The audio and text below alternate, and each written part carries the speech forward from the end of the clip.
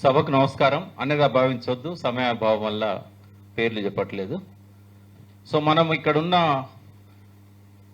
మీర్ అలీ నవాజ్ జంగ్ అంటే ఏదైతే engineer day మనం జరుపుకుంటామో, ఇంజనీర్స్ డే, ఆయనను మనం ఎవరం చూడలే ఈ స్టేజ్ మీద ఉన్న వాళ్ళం. ఎందుకంటే 1949లో ఆయన చనిపోయాడు. బట్ ఇప్పుడు ఆయనను మనం చూద్దామా? సేమ్ జిరాక్స్ కాపీ లాగుండే ఆయన మనవాడు ఇక్కడ ఉన్నాడు. అహ్మద్ భాయ్, ప్లీజ్ కమ్. జిరాక్స్ కాపీ, అదే హైటు, అదే లావు, సేమ్. ఆయన కొడుకు ఆయనే పైన కూర్చోండొచ్చి. సో ఫజల్ అలీ కమిషను భాషను ఒక్కదాన్నే కాదు, నదులను కూడా రాష్ట్రాల విభజనకు క్రైటీరియా తీసుకున్నది. కొద్ది గీత వంకర పెట్టి గోదావరి యువతల తెలంగాణ అంటే శ్రీధర్ మరాఠా పోయేవాడు, మనకు దొరికేవాడు కాదు. బీదర్ ఎట్లయితే పోయిందో ఆదిలాబాద్ కూడా పోయేది. సో శ్రీధర్ గారికి అభినందనలు. 2 పుస్తకాలు కూడా చాలా బాగా రాశారు.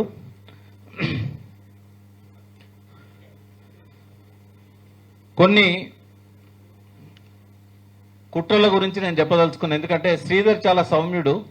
నిన్న మొన్నటి దాకా డిపార్ట్మెంట్లో పనిచేశాడు కాబట్టి ఆయన కొన్ని పరిమితులు ఉంటాయి. కుట్రలు కుతంత్రాల గురించి ఒక రాజకీయ నాయకుల్లాగా ఆయన చెప్పలేడు. అవి నా స్పీచ్లో ప్రధానంగా ఉంటాయి. వాటితో పాటు దేశపతి గారు ఆదేశించినట్టుగా ఈ డౌట్స్, క్లారిటీస్ అన్నీ కూడా ఇందులో ఉంటాయి. కాళేశ్వరంలోకి పోయే ముందు తెలంగాణ 10 ఏళ్ల ప్రస్థానం సాగునీటి రంగంలో గౌరవనీయులైన అప్పటి నీటిపారుదల శాఖ మంత్రి హరీష్ రావు గారు కానీ, ఆ తర్వాత ఆ బాధ్యతలు తానే నిర్వహించిన మన ముఖ్యమంత్రి కల్వకుంట్ల చంద్రశేఖరరావు గారు కానీ, వారు సాధించిన వారి సారథ్యంలో, అంటే ముఖ్యమంత్రి గారి సారథ్యంలో అప్పుడు హరీష్ రావు గారు కానీ, తర్వాత ముఖ్యమంత్రి గారు కానీ సాధించిన విజయాల గురించి ఈ విజయ ప్రస్థానము ఇందులో ఉంది. కాబట్టి ఈ పుస్తకం చదివిన వాళ్ళకి ఇంకా ఎటువంటి అనుమానాలు, డౌట్స్ ఏముండవు.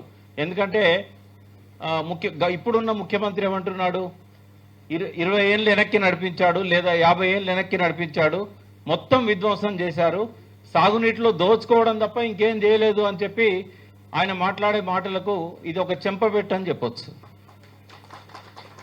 ఇది దశాబ్ది ఉత్సవాల సందర్భంగా ఇందులో 90% ప్రభుత్వము తరఫున ఆ రోజు శ్రీధర్ గారు సీఎం గారి ఓఎస్డీగా ఉండి రాసినవే.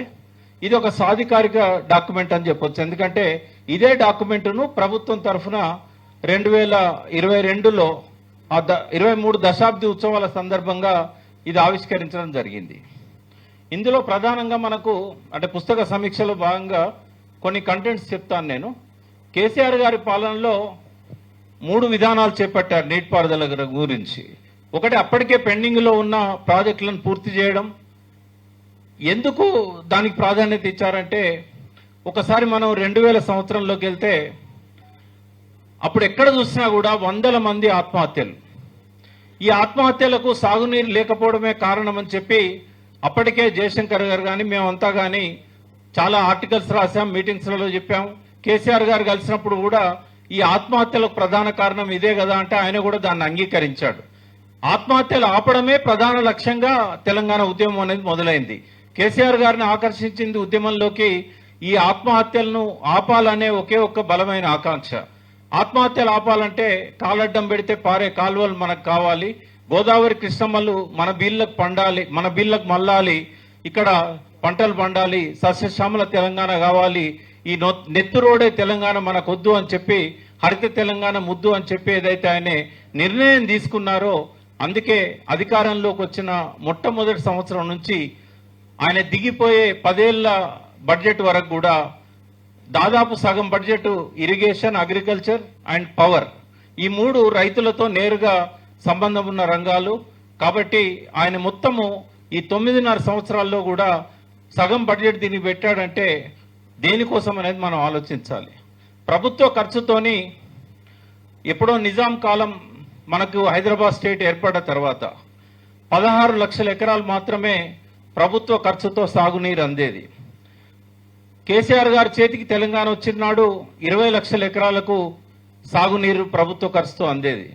కానీ హరీష్ రావు గారు, అదేవిధంగా కేసీఆర్ గారు ఈ 9.5 ఏళ్ల పాలనలో హైయెస్ట్ దాదాపు 85 లక్షల ఎకరాలకు వారు సాగునీరు అందించారు ప్రభుత్వ ఖర్చుతో. నేను చెప్పేది పరోక్షంగా ఇంకా చాలా భూగర్భ జలాలు బాగా పెరగడం వల్ల పరోక్షంగా చాలా ఆయకట్టు ఉనికిలోకి వచ్చింది. సో మొట్టమొదటి రోజు నేను కేసీఆర్ గారిని కలిసింది 2000 సంవత్సరంలో. ఆయన అడిగిన మొట్టమొదటి ప్రశ్న, నువ్వు మంచి వకీలు కదా, ఇదే పిచ్చి నీకు, నిన్ను తెలంగాణ కోసం ఆకర్షించిన కారణం ఏంది అని అన్నాడు.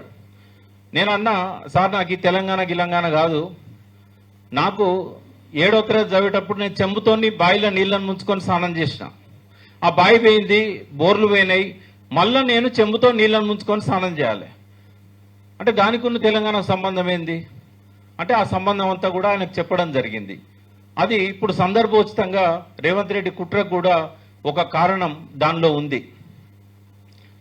మనతోనే ఒక పాట పాడించేవారు రోజు మన పిల్లలతో, మా తెలుగు తల్లికి మల్లెపూ దండ. అందులో ఏముంటుందంటే, గలగలా గోదారి తరలిపోతుండాలి, బిరబిరా కృష్ణమ్మ పరుగులిడుతుండాలి, విజయవాడ రాజమండ్రిలో ముంగిళ్ళ మురపాలు దొరలాలి, నల్గొండ పాలమూరులో ముంగిట్ల శవాలు ఉండాలి. ఇది ఆ పాట ఉద్దేశం. 57 సంవత్సరాలు 500 కిలోమీటర్ల పైనున్న తెలంగాణలోని గోదావరి నది మీద ఒక్క బ్యారేజ్ కూడా ఎందుకు కట్టలేదు? గోదావరిలో నీళ్లు లేవా? లేదా గోదావరి తీరాన పంటలకు కావలసిన భూములు లేవా? ఆదివాసుల భూములు కానీ ఇతర భూములు కానీ ప్రతి సంవత్సరం కరువుతో మాడుతుంటే శ్రీరామ్ సాగర్ తర్వాత ధవళేశ్వరం కాటన్ బ్యారేజ్ దాకా ఒక్కటంటే ఒక్క ఆనకట్ట లేదు, ఒక్క బ్యారేజ్ లేదు, ఒక్క రిజర్వాయర్ లేదు. తెలంగాణ ఉద్యమం మొదలైన తర్వాత కూడా 2001 జూన్లో దేవాదులకు శంకుస్థాపన చేశారు. నిజంగానే మేము అనుకున్నాము, మనం ఈ నీళ్ల మీద కేసీఆర్ గారు మాట్లాడుతున్నారు కాబట్టి అందుకోసమే ఏదో బ్యారేజ్ కట్టబోతున్నాడు అని అనుకున్నాం. కానీ బ్యారేజ్ కాదు, పారుతున్న నీళ్ల నుంచి ఎత్తిపోసుకోవాలట. 5.5 లక్షల ఎకరాలకు ఆ నదిలో నుంచి నేరుగా ఎత్తిపోసుకోమని చెప్పాడు. అంటే అప్పుడు కూడా బ్యారేజ్ కట్టడానికి మనసొప్పలేదు. అంటే బ్యారేజ్ కడితే ఏమవుతుంది? బ్యారేజ్ కడితే ఏమవుతుంది? గలగల గోదావరి దుమ్ముగూడెం దగ్గరనో, ఇచ్చంపల్లి దగ్గరనో, కాళేశ్వరం దగ్గరనో ఆగిపోయి ఎత్తిపోతల ద్వారా తెలంగాణకు వస్తుంది. కానీ ఇక్కడ చినుకులు కురిస్తే ఎక్కడో డెల్టాలో పంటలు పండించాలని ఆశతో చూసే వాళ్ళ కడుపు కొట్టినట్టు అవుతుంది కదా. అందుకే తెలంగాణ ముఖ్యమంత్రులు కానీ సమైక్య రాష్ట్రం వాళ్ళు కానీ, అంటే దాదాపుగా మీకు తెలుసుంటుంది, 57 ఏళ్ల ఆంధ్రప్రదేశ్లో కేవలం 6 సంవత్సరాల 4 నెలల 14 రోజులు మాత్రమే 4 తెలంగాణ ముఖ్యమంత్రులు పరిపాలన చేశారు. ఎవరిని కూడా 2 ఏళ్లు దాటనీయలేదు. పివి నరసింహారావుని అయితే 13 నెలలకే దించేశారు కాలుబట్టి. అందుకని తెలంగాణలో బ్యారేజీలు ఉండొద్దు.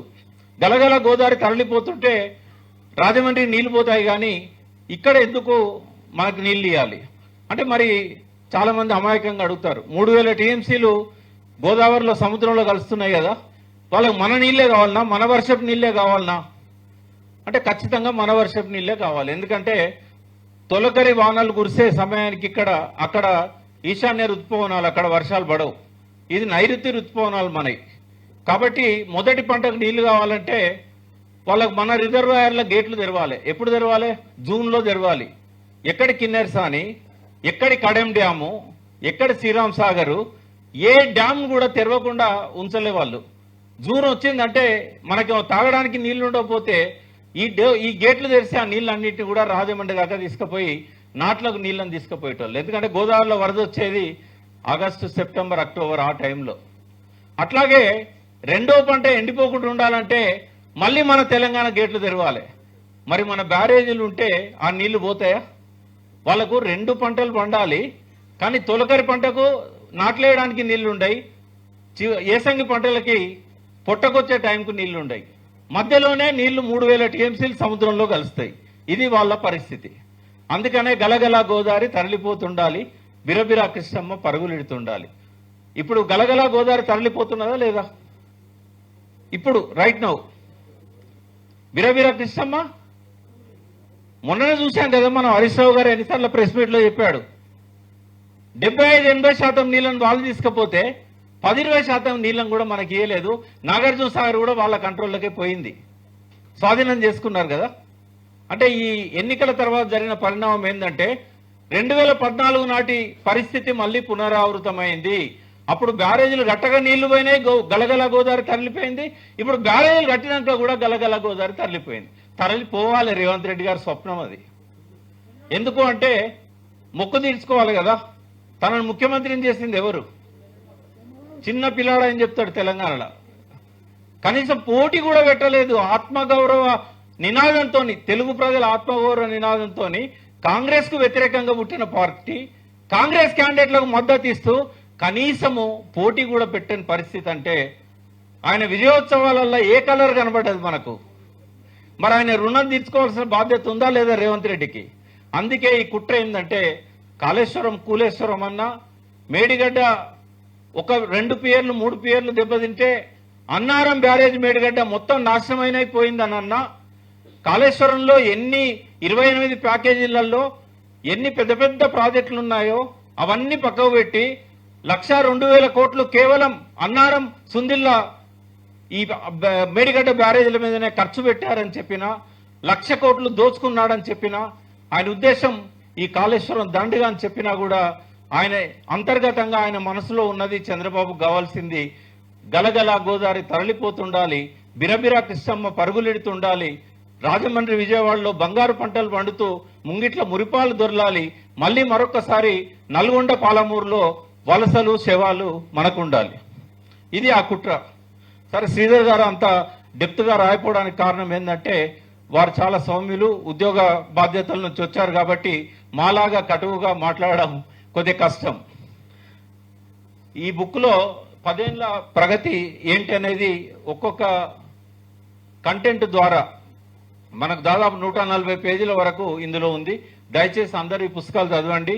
ఎందుకు శ్రీరామ్ సాగర్ పునరుజ్జీవ పథకం అవసరమైంది, ఎందుకు చెక్ డ్యాంలు దాదాపు 800 పైన 5,000 కోట్లతోని, సుమారు 5,000 కోట్లతోని ఎందుకు వాగుల మీద చెక్ డ్యాంలు వచ్చాయి, ఇవాళ భూగర్భ జలాలు ఎండిపోవడానికి కారణం ఏంది, అన్ని విషయాల మీద ఇలా క్షుణ్ణంగా మనకు కనబడుతుంది. వాగుల పునరుజ్జీవ పథకం కానీ, మండు టెండల్లో గలగల వాగులు పారుతూ అలుగు దునుకున్న దృశ్యాలను మనం నిరంజన్ రెడ్డి గారు మనకు ఆవిష్కరించారు మహబూబ్ నగర్లో. అది కూడా మహబూబ్ నగర్లో వాగులు మండు వేసవిలో అలుగు దునకడం అనే ఒక అపురూప దృశ్యానికి నిరంజన్ రెడ్డి గారు మనకు చూపెట్టగలిగారు.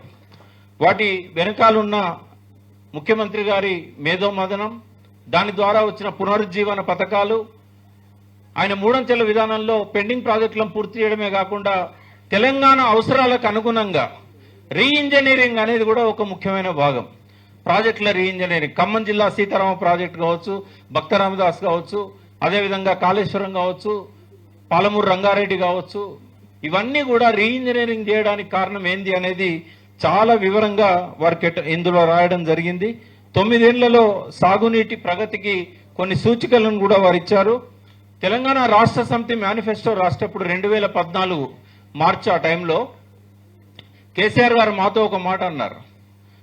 ఎన్ని నియోజకవర్గాలు ఉన్నాయో హైదరాబాద్ సిటీ మినహా, అట్లాగే అర్బన్లో కొన్ని ప్యూర్ అర్బన్ కాన్స్టిట్యున్సీలు వదిలేస్తే ఒక 100 నియోజకవర్గాలకు ప్రతి నియోజకవర్గానికి 1,00,000 ఎకరాలకు సాగునీరు ఇవ్వడం అనేది మన లక్ష్యం కావాలి అని చెప్పి ఆ మేనిఫెస్టోలో వారు అనౌన్స్ చేయడం జరిగింది. ఆ మాట మేరకే 100 నియోజకవర్గాల్లో 1,00,000 ఎకరాలంటే 1,00,00,000 ఎకరాలు. అందుకే 1,00,00,000 ఎకరాలు మాగాణం నా స్వప్నం అన్నాడు ఆయన. 1,00,00,000 ఎకరాల మాగాణం నా స్వప్నం అన్నాడు. ఒకవేళ ఈ టర్మ్ కూడా కొనసాగి ఉంటే 1,35,00,000 ఎకరాలు నా స్వప్నం అని ఆయన ఆ రోజే చెప్పారు. ఇదంతా కూడా ఈ నీటి వాటా కోసం, అట్లాగే ప్రాజెక్టుల తుమ్మిడికి సంబంధించిన ప్రాజెక్టు కోసం కానీ హరీష్ రావు గారు, కేసీఆర్ గారు అనేక సార్లు మహారాష్ట్రకు వెళ్ళి ఎన్ని ప్రయత్నాలు చేశారు. ఇవాళ ఏదో అలవోకగా కొంతమంది చెప్తారు. ఇవాళ మన తెలంగాణలో ఏమున్నా లేకున్నా పర్టికులర్గా బుద్ధిజీవులలో మా శ్రీధర్ గారు వారిని గొప్పగా టేకేదారులు అంటారు. అంటే ఈ తెలంగాణ అంతా మేమే టేకేదారులం అన్నట్టుగా వ్యవహరిస్తారు. మేధావులు వాళ్ళు. మరి వాళ్ళని ఇప్పుడు నేను దుర్భాషలు ఆడలేను, కానీ ఆగం అనేది మాత్రం వాళ్ళ నరాన జీర్ణించకపోయింది. ఆగమంటే ఎట్లుంటుందంటే గద్దెగిరిందంటే ఎద్దెగిరింది అంటారు. దురపోతి నిందంటే తలుగు పట్టుకొని పోతారు. ఒకడేమో ఉద్యమకారులకు ఉద్యోగాలు ఇవ్వలేదు అని, ఉద్యమకారులకు పదవులు ఇవ్వలేదని ఓడంటాడు. ఇంకోడు అంటాడు ఉద్యమకారులకు పదవులు ఇచ్చి బానిసలను చేసుకున్నాడు అని అంటాడు ఇంకోడు. ఈ ఆగము సాధారణ ప్రజల్లో తక్కువ ఉంటుంది, కానీ బుద్ధిజీవులలో, మేధావులలో, విద్యావంతులలో, హక్కుల నేతలలో, జర్నలిస్టులలో కొంతమంది విప్లవ రచయితలలో నరాన పొంగి ప్రవహిస్తున్నది. ఈ ఆగం రాయిలను కొంచెం మనం అర్థం చేసుకొని దూరం పెట్టాలి. లేకుంటే మనం కూడా సూర్యుని చూపెడితే వేలును చూడాల్సి వస్తుంది. చాలా మంది ఉన్నారు సూర్యుని చూపెడితే వేలును చూసేటోళ్ళు. ఇక కాళేశ్వరానికి వద్దాం ఒకసారి. ఈ జలసాధన ఉద్యమం అనేది ఒకటి కేసీఆర్ గారి సారథ్యంలో, హరీష్ రావు గారి నాయకత్వంలో నవంబర్ 25, 2002 నుంచి జనవరి 6, 2003 40 రోజుల పాటు సాగింది. మేమంతా కలిసే ఉండేవాళ్ళం. నాకు తెలిసి హరీష్ రావు గారు 40 రోజుల్లో 40 గంటలు పండడో లేదో. అంతా ఫాలో అప్ చేయడం, ఒక్కొక్కరి ఫోన్లు చేయడం, రోజుకొక కార్యక్రమం ఉండే తెలంగాణ అంతా. కేసీఆర్ గారు మాట్లాడిన 10 నిమిషాల స్పీచ్, అట్లాగే ఇందాక తలాపున పారుతున్న గోదావరి లాంటి ఒక 15-16 పాటలతోని 2 క్యాసెట్లు కేసీఆర్ గారు దగ్గరుండి తెల్లవారుజామున 4 దాకా కవులను కూర్చోబెట్టుకొని రాయించిన పాటలు అవన్నీ. అంతకుముందు విమలక లాంటి వాళ్ళు పాడిన పల్లె పల్లెన పల్లేర్లు మొలిసే లాంటి పాటలు, గోరెటెంకర రాసిన కంపతారు సెట్ లాంటి పాటలు, సీతానం ఏడుందిరా అని, ఇట్లాంటి పాటలన్నీ కూడా ఆ 40 రోజులు తెలంగాణ ప్రజలల్లా నీళ్ల సోయిని కలిగించింది. ఆ నీళ్ల సోయి వల్లనే ఎక్కడో మారుమూల ప్రాంతాలలో ఉన్న రైతాంగం అంతా కూడా తెలంగాణ ఉద్యమంలోకి వచ్చి పాల్గొన్నారు. అయితే ఎందుకు చెప్తున్నానంటే, ఇవాళ మరొక్కసారి ఇదే జలసాధన ఉద్యమం అనేది మరొక పేరుతోని తీసుకొచ్చి, ఎందుకంటే ఒక తరం మారింది కాబట్టి స్వరం మారింది. ఆ స్వరం మారింది కాబట్టే ఇవాళ అమాయకులైన తెలంగాణ ప్రజలను, తెలంగాణ జలసాధన ఉద్యమం అప్పుడు పుట్టని వాళ్ళను, తెలంగాణ వచ్చినప్పుడు కొత్తగా పుట్టిన వాళ్ళను సక్సెస్ఫుల్గా ఈ సోషల్ మీడియా కానీ ముఖ్యమంత్రి గారు కానీ పక్కదారి పట్టిస్తున్నాడు. కాబట్టి మనం ఎన్ని సోషల్ మీడియాలు వాడుకున్నా కూడా, ఎన్ని ప్రెస్ మీట్లు పెట్టినా కూడా అది సరిపోదు. మరొక 40 రోజులు ఈ తెలంగాణ జలసోయిని కల్పించడానికి కాళేశ్వరమే అది, కూలేశ్వరం కాదు. ఎన్నో అంతర్జాతీయ ప్రశంసలను పొందిన ఈ కాళేశ్వరం గురించి కానీ, రీడిజైనింగ్ గురించి కానీ, కేసీఆర్ పడ్డ తపన కానీ, రాత్రి 2 దాకా ఇంజనీర్లను కూర్చోబెట్టుకొని చేసిన సమీక్షలు కానీ, అన్ని విషయాల మీద కూడా మరొకసారి మనం జనంలోకి పోవడానికి ఈ 2 కూడా AK-47 లాగా మనకు పనికొస్తాయి. కాళేశ్వరం విషయానికి వచ్చినప్పుడు కొన్ని మీకు ఏవైతే అనుమానాలు రేకెత్తిస్తున్నారో ముఖ్యమంత్రి గారు, ఆయన ముఠా, ఇందాకనే ఒక కుట్ర చెప్పాను. ఆయన ఉద్దేశం ఏందో మీకు ముందు స్పష్టం చేశాను. ఆయన లేవనెత్తిన అనేక అంశాల మీద శ్రీధర్ గారు దాదాపుగా 16 అంశాల మీద, 16 అంశాలలో 100కు పైన సబ్ హెడింగ్స్ ఉంటాయి. వీటన్నిటి మీద కూడా ఆయన క్లారిటీ ఇవ్వడం జరిగింది. ఒకసారి మనము తెలంగాణకు ఎప్పటికి కూడా జీవధారే కాళేశ్వరం, అది గుర్తుంచుకోండి. ఎందుకంటే కృష్ణానదిలో నీళ్లు లేవు, మనకు చాలవు. ఆ నీళ్లను డైవర్ట్ చేయడానికి చంద్రబాబు నాయుడు నియమించిన ఆదిత్యనాథ్ దాస్ అనే ఒక ఆంధ్ర హక్కుల కోసం మనతో కొట్లాడిన వ్యక్తి, ఆంధ్రకు నీళ్లను దోచుకపోవడానికి కోసం KRMB దగ్గర మనతో పోరాడిన వ్యక్తిని ఇవాళ తీసుకొచ్చి జలసౌధలో అగ్రస్థానంలో కూర్చోబెట్టారు. విమర్శకులు ఒక 5 రకాలు ఉంటారండి. మీరు ఇప్పుడు ఈ హాల్లో నుంచి బయటికి పోయిన తర్వాత రేపటి నుంచి మీకు కనబడే వీళ్ళు 5 రకాలుగా మనం వర్గీకరించాలి. వాళ్ళని విమర్శకులు అనేదానికంటే వేరే పదం ఏదన్నా వాడితే బాగుంటుందేమో. ఒకటి, కావాలని రాజకీయంగా కేసీఆర్ గారి మీద, TRS పాలన మీద బురద చల్లే వాళ్ళు, వాళ్ళ కాళేశ్వరం ఎంత మంచిగా ఉన్నదని అనిపించినా కూడా కేసీఆర్ను బదనాం చేయడానికి, TRSను బదనాం చేయడానికి ఈ అబద్ధాలు, అసత్యాలన్నీ ప్రచారం చేస్తారు. కాబట్టి అది రాజకీయ కోణం. రెండో వాళ్ళు నీళ్ల సోయి లేక రాజకీయ నేతల అబద్ధాలను నమ్మే కొంతమంది ఔత్సాహికులు, ఉద్యమకారులు కావచ్చు, ఇంకొంతమంది కావచ్చు. మూడో వాళ్ళు ఏంటంటే కేసీఆర్పై కోపంతో నిజాలను చూడ నిరాకరించేవారు. చాలామంది ప్రబుద్ధులు ఉన్నారు, అందులో ఒకరిద్దరు ఇంజనీర్లు అని చెప్పుకునే వాళ్ళు కూడా ఉన్నారు. కేసీఆర్ మీద కోపం ఉంటుంది, వాళ్ళు ఏదో ఎక్స్పెక్ట్ చేస్తారు. ఒక ఆయన విద్యుత్ శాఖ మంత్రిని అయితే అనుకుంటాడు, ఒక ఆయన నీటిపారుదల శాఖ మంత్రి నాకే వస్తుంది అనుకుంటాడు. కానీ క్యాబినెట్లో వాళ్ళకి రాలేదు, వాళ్ళని పిలవలేదు, వాళ్ళతో మాట్లాడలేదు. తెల్లారి నుంచే స్టార్ట్ అయింది ఇక వాళ్ళ కోపం అంతా కూడా. నాలుగో రకం ఏంటంటే రాజకీయ పదవులు ఇతరత్ర, అదే ఇందాక నేను చెప్పిన లబ్ధిని ఆశించి పొందలేని వారు. ఐదో వారు ఏంటంటే హాఫ్ నాలెడ్జ్ గాళ్ళు, నయనాల గోవర్ధన్ లాంటి హాఫ్ నాలెడ్జ్ గాళ్ళు ఉంటారు కదా వాళ్ళు. నాకేం పేర్లు తీసుకోవడానికి ఏమి ఇబ్బంది లేదు. ఒక ఆయన ఒక గొప్ప రచయిత, జర్నలిస్టు, ఆయన ఈ మధ్యనే ఒక పుస్తకం రాసిండు కేసీఆర్ గారి వీటన్నిటి మీద విమర్శిస్తూ. రాసి ఏమంటాడంటే, the Kaleshwaram fiasco a tale of greed and negligence అని రాశాడు.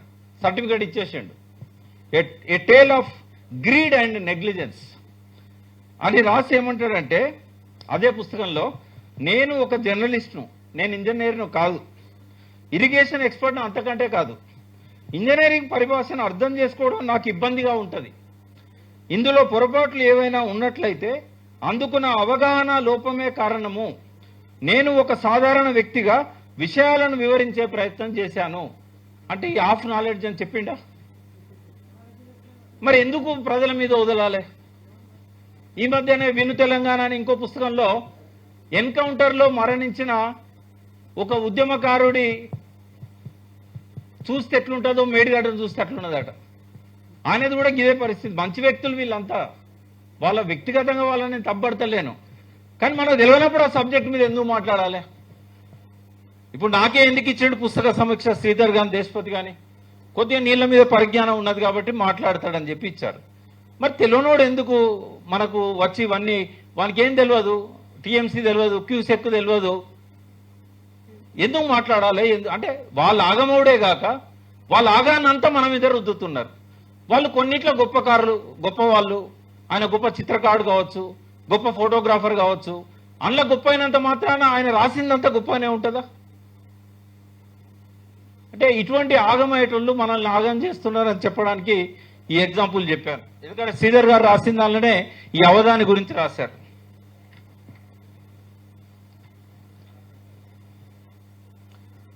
ఈ ఆగమయ్యే దానిలో నాకు చెప్పడానికి ఏం అభ్యంతరం లేదు. ఎందుకంటే పీసీ ఘోష్ గారే కొంతమంది పెద్ద మనుషులు, అంటే మామూలు మనుషులు కాదు, వాళ్ళు తెలంగాణ ఉద్యమ రథసారథులు.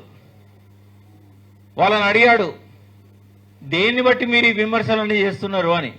మేము మీడియాలో వచ్చిన వార్తలను బట్టి అన్నారు. లేచి వెళ్ళిపోండి, ఇక మీరు చెప్పేది ఏం లేదన్నాడు. పేర్లు చెప్పాను నేను, తెలంగాణ ఉద్యమ రథసారథులు. ఇక 5 రిటైర్డ్ ఇంజనీర్లది చాలా గొప్పగా రాశారు వాళ్ళ రిపోర్ట్. వాళ్ళ గురించి నాకేం అభ్యంతరం లేదు, ఆక్షేపం లేదు, శ్రీధర్ గారికి కూడా లేదు. కానీ దాన్ని వక్రీకరించిన వాళ్ళ గురించి ఉంది మాకు. మేడిగడ్డ బ్యారేజీ నిర్మాణానికి అంటే ముందు లైడార్ సర్వే కోసం 2 హెలికాప్టర్లను ఇచ్చి, అప్పుడు ఇరిగేషన్ మినిస్టర్గా హరీష్ రావు గారే ఉన్నారు, ఒక 5 గొప్ప ఇంజనీర్లను, మన తెలంగాణ గర్వించదగ్గ బిడ్డలు వాళ్ళను రిటైర్డ్ ఇంజనీర్స్ అందరు కూడా, వాళ్ళను హెలికాప్టర్లో పంపించి వాళ్ళకి ఇచ్చిన అసైన్మెంట్ ఏంది, ఇది ఒక్కటి జాగ్రత్తగా వినండి. వాళ్ళకి ఇచ్చిన అసైన్మెంట్ ఏంటంటే, మేడిగడ్డ నుంచి నేరుగా టన్నెల్ ద్వారా కానీ, ఎత్తిపోతల ద్వారా కానీ, కాలువల ద్వారా కానీ, సొరంగాల ద్వారా కానీ మిడ్ మానేరుకు డైరెక్ట్గా నీళ్ళని తీసుకురావచ్చా? ఎందుకంటే ముఖ్యమంత్రి గారు ఏమనుకున్నారంటే, మనం ఒక లైన్ గీస్తే స్ట్రైట్గా మనకు డిస్టెన్స్ తగ్గుతుంది, ఎత్తిపోతల ఖర్చు తగ్గుతుంది అని చెప్పి వారు అడిగారు. ఏ డిసిషన్ కూడా తన సొంత నిర్ణయం కాదు కేసీఆర్ గారిది, మేమంతా వారి వెంటే ఉన్నాం. అప్పుడు వారు ఏది కూడా ఎవరైతే ఎక్స్పర్ట్స్ ఉంటారో ఎక్స్పర్ట్స్ తోని మాట్లాడి వాళ్ళు చెప్పిన దానికే కొంచెం తొందరగా చేయమని అనేవాడు తప్ప, గిట్లెట్లయితే గట్లెట్లయితే అని చెప్పి వంకలు పెట్టినవాడు కాదు, సైట్లో ఆయన ఇష్టం వచ్చినట్టు మార్చడం చేసినవాడు కాదు. సో వాళ్ళకి ఇచ్చిన అసైన్మెంట్ ఏంటంటే, మేడిగడ్డ టు మిడ్ మానేర్ నేరుగా తీసుకురావచ్చా? వాళ్ళు ఏం చెప్పారు, నేరుగా తీసుకురావడం కుదరదు అన్నాడు. ఎందుకు అంటే తాడిచెర్ల బొగ్గు గనులు ఉన్నాయి, భూపాలపల్లి బొగ్గు గనులు ఉన్నాయి, ఇవన్నీ ఆటంకాలు ఉంటాయి కాబట్టి మీరు ఏ రకంగా కూడా తీసుకురావడం కుదరదు, కొన్ని ఓపెన్ కాస్ట్ మైన్స్ కూడా ఉన్నాయని చెప్పారు. అన్నప్పుడు వాళ్ళు ఇచ్చిన రిపోర్ట్లో ఏదైతే వాళ్ళు చెప్పారో దాన్ని అక్షరాల కేసీఆర్ గారు పాటించారు. మేడిగడ్డ నుంచి నేరుగా తీసుకురాలే. అంతకుముందు హనుమంతరావు గారని ఈఎన్సీ ఉండేవారు ఇరిగేషన్ డిపార్ట్మెంట్లో, ఆంధ్రకు సంబంధించిన ఇంజనీర్. ఆయన ఏమన్నాడంటే స్టెప్ లాడర్ టెక్నాలజీ అని, అంటే నిచ్చెన లాంటిది గోదావరి మీద మేడిగడ్డ దగ్గర నుంచి శ్రీరామ్ సాగర్ దాకా ఒక్కొక్క బ్యారేజ్ కట్టుకుంటూ వాటర్ షేక్ హ్యాండ్ ఇచ్చుకుంటూ ఒక 13 బ్యారేజీలు కట్టి శ్రీరామ్ సాగర్ నింపాలని చెప్పి అప్పుడు ఆయన ఒక ప్రతిపాదన పెట్టాడు. అప్పుడు శ్రీరామకృష్ణయ్య అని ప్రభుత్వ సలహాదారు ఉండేవాడు, ఆయన కూడా దాన్ని సమర్థించాడు, స్టెప్ లాడర్ టెక్నాలజీ. ఆ స్టెప్ లాడర్ టెక్నాలజీలో 20-25 ఏళ్ల కింద మొదటి బ్యారేజ్, అంటే గోదావరి ప్రాణహిత సంగమం తర్వాత మొదటి బ్యారేజ్ ఎక్కడ ఉండాలని చెప్పి హనుమంతరావు గారు సూచించారో, ఎక్కడ కట్టాలని శ్రీరామకృష్ణయ్య గారు ఎన్టీ రామారావు గారికి సలహా ఇచ్చారో అక్కడికి ఒక 10-15 గజాల దూరంలోనే మేడిగడ్డ కట్టింది తప్ప ఎక్కడో కట్టలేదు. అది కేసీఆర్ గారి సొంత ఆలోచన కాదు. అంతకుముందు ఆ ఇద్దరు ప్రముఖ ఇంజనీర్లు, వాళ్ళిద్దరు కూడా ఆంధ్ర ఇంజనీర్లే, వాళ్ళు ఇచ్చిన సూచన ప్రకారమే ఇంజనీర్లు లైడార్ సర్వే ద్వారా ఇదే 5 రిటైర్డ్ ఇంజనీర్స్ మేడిగడ్డ కట్టాలని చెప్పారు. వాళ్ళు ఇచ్చిన వాళ్ళు ఇంకేముందంటే, ఎందుకు చెప్తున్నా ఇదంతా అంటే సాక్షాత్తు సభను తప్పుదోవ పట్టించారు రేవంత్ రెడ్డి గారు. మొదటిసారి ముఖ్యమంత్రి అయిన తర్వాత జరిగిన చర్చలోనే ఒక్కసారి కాదు అనేక సార్లు సభను తప్పుదోవ పట్టించాడు. అందులో మిస్కొటేషన్స్, ఒక సెంటెన్స్ లో సగం పదాలు తీసేస్తాడు, ఒక్క పేరాలో కొన్ని వాక్యాలు తీసేస్తాడు. ఇంజనీర్లు చెప్పింది కేసీఆర్ వినలేదని చెప్పాడు. అల్టిమేట్ గా ఇంజనీర్లు మేడిగడ్డ కట్టమని 3 సార్లు చెప్పారు. అందులో ఇంకా చాలా విషయాలున్నాయి కానీ నేను వాటి జోలికి పోను. ఈ శ్యాంప్రసాద్ రెడ్డి గారు కానీ, బోయినపల్లి వెంకటరామారావు గారు కానీ, చంద్రమౌళి కానీ, దామోదర్ రెడ్డి గారు కానీ, అనంతరాములు గారు కానీ, ఈ 5 కూడా మేడిగడ్డను కట్టాలి అని 3 సార్లు చెప్పారు. వాళ్ళు ఇచ్చిన లెక్క 105 మీటర్ల ఎత్తున కట్టినట్టయితే మనకు సరిపోయే నీళ్ల నిల్వ ఉంటుందని చెప్పారు. కానీ ముంపు ఎక్కువ ఉంటుందని కేసీఆర్ గారు దాన్ని 5 మీటర్లు తగ్గించి 100 మీటర్లకే దాన్ని కుదించడం జరిగింది. ఈ వాస్తవాలన్నీ కూడా శ్రీధర్ గారు చాలా చక్కగా ఈ పుస్తకంలో చెప్పడం జరిగింది. అయిపోయింది లాస్ట్. ఒక్కసారి ఈ బుక్ లో ఉన్న అంశాల మీద 16 అంశాల మీద నేను ఒక్కొక్క 2 సెకండ్ల చొప్పున చెప్తాను. గోదావరి నదీ జలాల పట్ల ఒక అవగాహన ఇచ్చడానికి చాలా ప్రయత్నం చేశాడు. ఎందుకంటే నవాబ్ అలీ నవాబ్ జంగ్ ఎట్లయితే 28 లక్షల ఎకరాల గోదావరి నీళ్లను మళ్లించాలని చెప్పి కలలు కన్నాడో ఆ కళ సాకారం కాలేదు. నీలం సంజయ్ రెడ్డి భగ్నం చేశాడు. మళ్ళీ ఆ కళను చేపట్టి కేసీఆర్ గారు ఎట్లా దాన్ని ముందుకు తీసుకెళ్లాడు అనేది దేశపాండే గారు చెప్పారు. అదే విధంగా కేసీఆర్ రీడిజైనింగ్ అంటే ఇప్పటిదాకా తుమ్మిడి అట్టు మీద గోల చేస్తున్న వాళ్ళకు ఒక సమాధానంగా రీడిజైన్ ఎందుకు అవసరమైంది, కాళేశ్వరం ప్రతిపాదనలు ఏంటివి, గ్రావిటీకి బదులు లిఫ్ట్లు ఎందుకు పెట్టాల్సి వచ్చింది, డిపిఆర్ లేదని చాలా దుమ్ము లేపుతున్నారు, ఏ రకమైన భూభౌతిక పరీక్షలు జరపకుండానే బ్యారేజీలు కడుతున్నారని చెప్తున్నారు. ఇవన్నీ ఎట్లా తప్పు, అంచనా వ్యయం ఎందుకు పెరిగింది, అదేవిధంగా మల్లన్న సాగర్ అనేది ఎందుకు అవసరమైంది, నది లేకుండా జలాశయాలు ఎట్లున్నాయి, తిప్పిపోతలా ఇవి ఎత్తిపోతలా అని వెటకారంగా మాట్లాడే వాళ్లకు ప్రజాధనం వృధా అయిందని ఎవరైతే మాట్లాడుతున్నారో వాళ్ళకు చెంపబెట్టు కాదు చెప్పు దెబ్బలాగున్నది ఈ పుస్తకం. కరెంటు భారం ఎట్లయితుంది అనే దాని మీద రాశారు. ఇది భారమా లేకుంటే సామాజిక అవసరమా అని చెప్పి ప్రశ్నించారు. ఇక లాస్ట్కి ఏంటంటే ఇసుకల బ్యారేజీలు కడతారా అన్నాడు రేవంత్ రెడ్డి. దానికి ఒక కొండ విశ్వేశ్వరరెడ్డి గారు కూడా తానే అంటే తందాన అని చెప్పి ఒకటి షోకేజ్ చేసి విలేకరులందరినీ పిలిచి ఎక్కడనైతే హార్డ్ రాకుంటుందో అక్కడ కట్టాలి అన్నాడు. కానీ తెలివి తక్కువ దద్దమ్మలకి ఏం తెలుస్తుంది, బ్యారేజీలు ఇసుకలనే కడతారు. దాని మీద కూడా రాశాడు.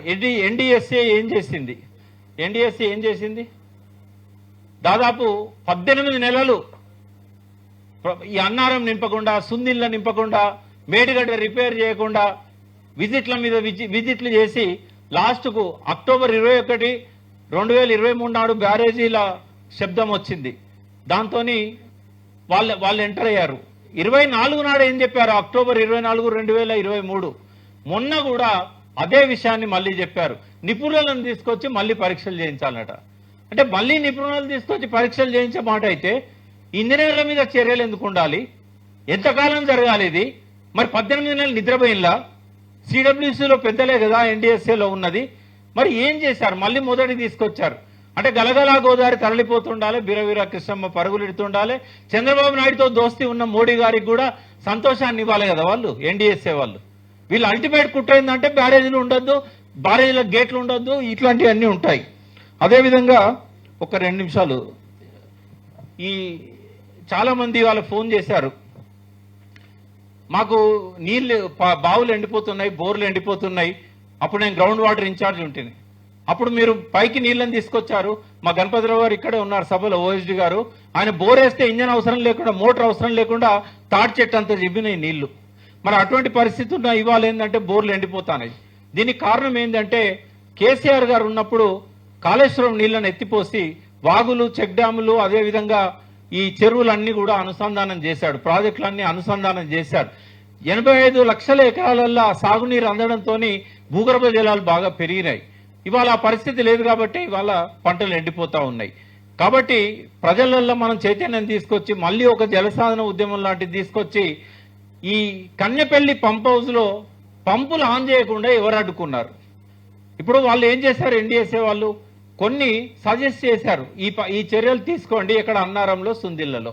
అవి రెండు వీళ్ళు చేశారు. ఎప్పుడు చేశారు? 24 జూన్ వరకు చేశారు. జూన్ తర్వాత నీళ్లు ఎత్తిపోయకుండా మేడిగడ్డ అడ్డం వచ్చిందా? ఇక్కడ అందరికి అర్థం కావాల్సింది ఏంటంటే మనకు మేడిగడ్డ ఎప్పుడు అవసరము అంటే డిసెంబర్ నుంచి మే నెల వరకు అక్కడ మనం గేట్లు వేసినట్టయితే కన్నెపల్లి పంప్ హౌస్ లో నీళ్లను ఎత్తిపోసుకోవడానికి ఎడప్ వస్తుంది. కానీ జూన్ నుంచి మళ్ళీ డిసెంబర్ దాకా నీళ్లను ఎత్తిపోసుకోవడానికి ఏ బ్యారేజ్ అవసరం లేదు.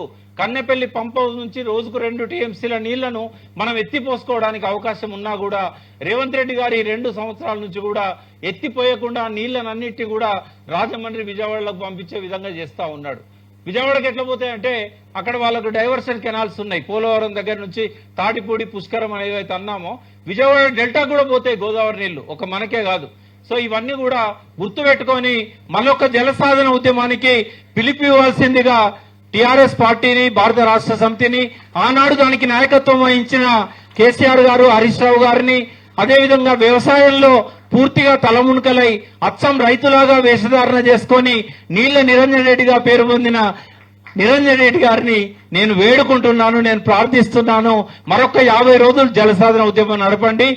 ఈ కోపం వస్తుంది, సలసలగా అవుతుంది. ఎవరైతే కాళేశ్వరం, కూలేశ్వరం అన్న బాడకావులు ఉన్నారో వాళ్ళకు బుద్ధి చెప్పాలని చెప్తున్నారు.